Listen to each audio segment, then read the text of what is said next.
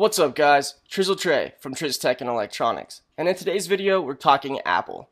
Today is October 23rd and it was another media event from Apple was held today, and if you did get to catch it, it was streaming live on Apple TV as well as Apple's website, which is something a little bit different. Normally they don't stream these media events, but I guess they wanted to do it so much that they even added the application on Apple TV. There was a lot of things announced today, some that we already knew about, some that we had no clue about, and I really want to get into those right now. So first of all, the huge rumor about the iPad mini. Now I talked about this in a rumor a couple of months ago, shortly before the iPhone 5 release. This device is pretty cool, as you can see here on the screen alongside me.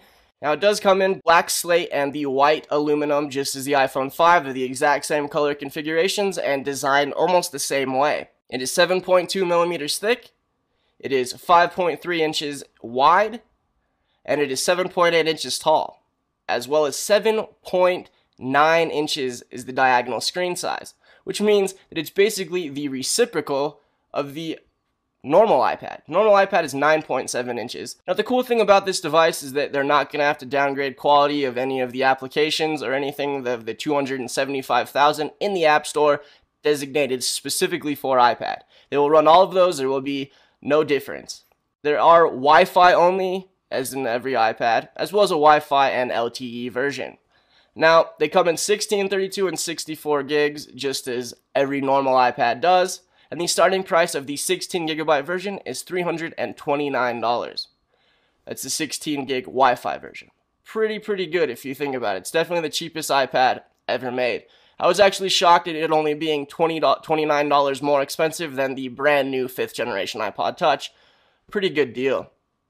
So if you look at it, the display itself is 1024 by 768 resolution. This is the same display concept as in the iPad 2. There is no Retina display on this, which is kind of a downfall here, but in the smaller form factor, I don't think it's going to affect it too much.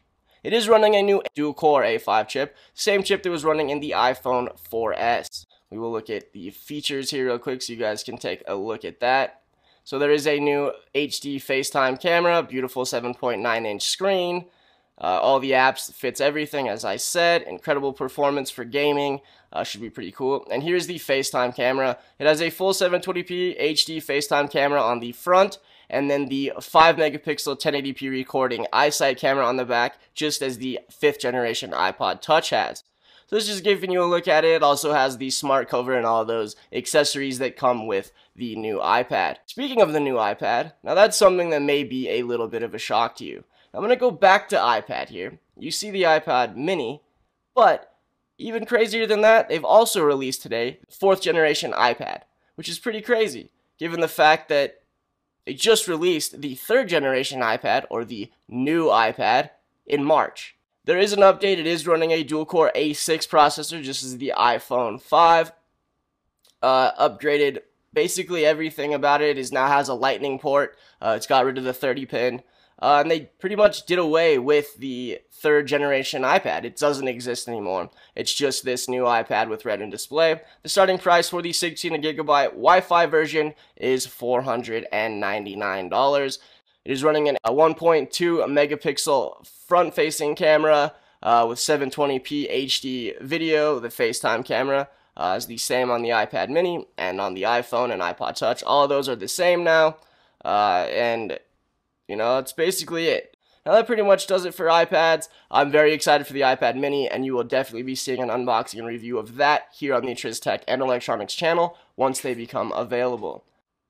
Now, other than that, the other thing that had been rumored quite a bit is the new 13-inch MacBook Pro with Retina display.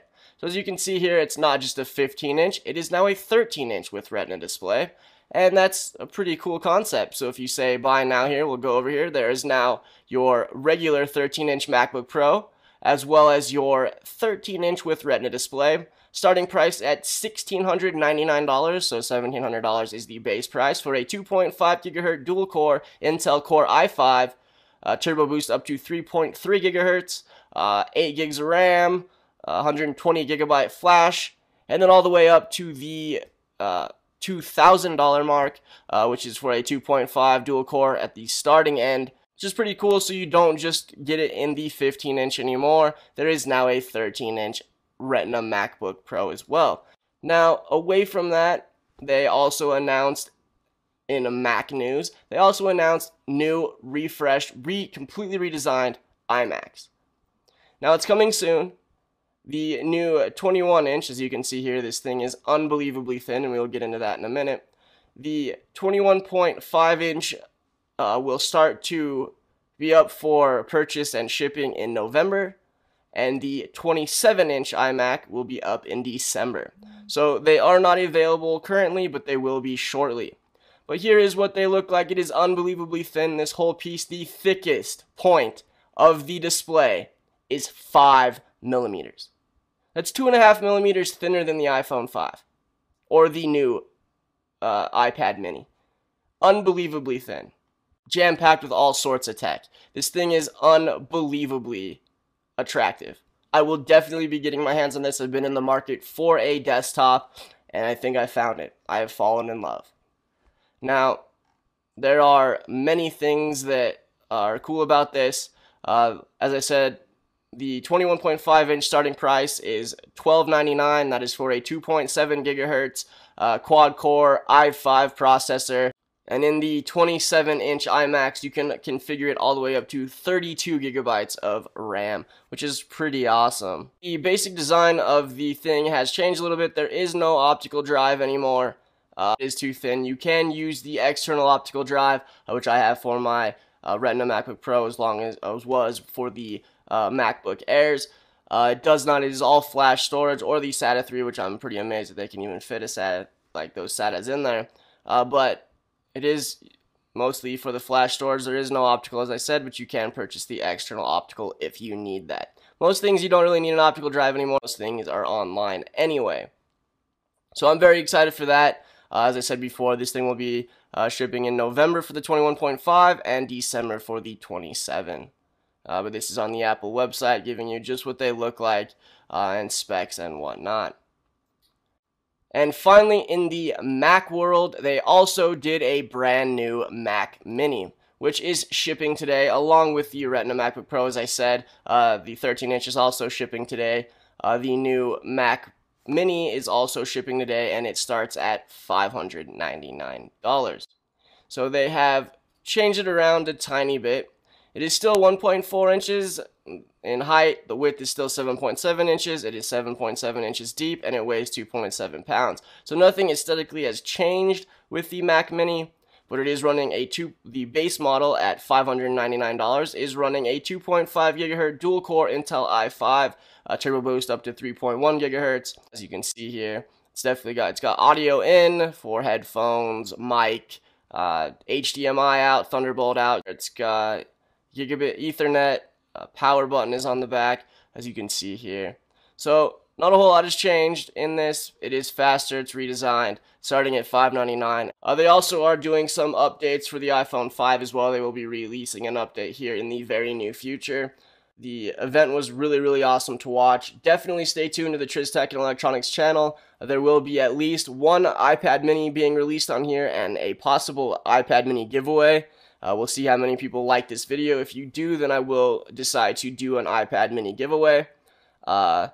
Also, there will be an iMac, 27-inch iMac unboxing and review to follow shortly, and sometime in December when I can get my hands on it.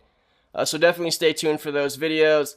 We'll also be talking more about the iPods and iPhone. If you haven't done so yet, definitely cruise over to Gadget Boys channel. It is youtube.com/2freshmedia. I will put a link here, either annotate it or put a link in the description below. I did a guest review this morning of the 5th generation iPod Touch. I did the guest review on his channel, so definitely cruise over and check that out. I hope that you guys enjoyed. Definitely give this video a thumbs up if you did like it. Subscribe to my channel if you haven't already, and you guys have a good one. Take care.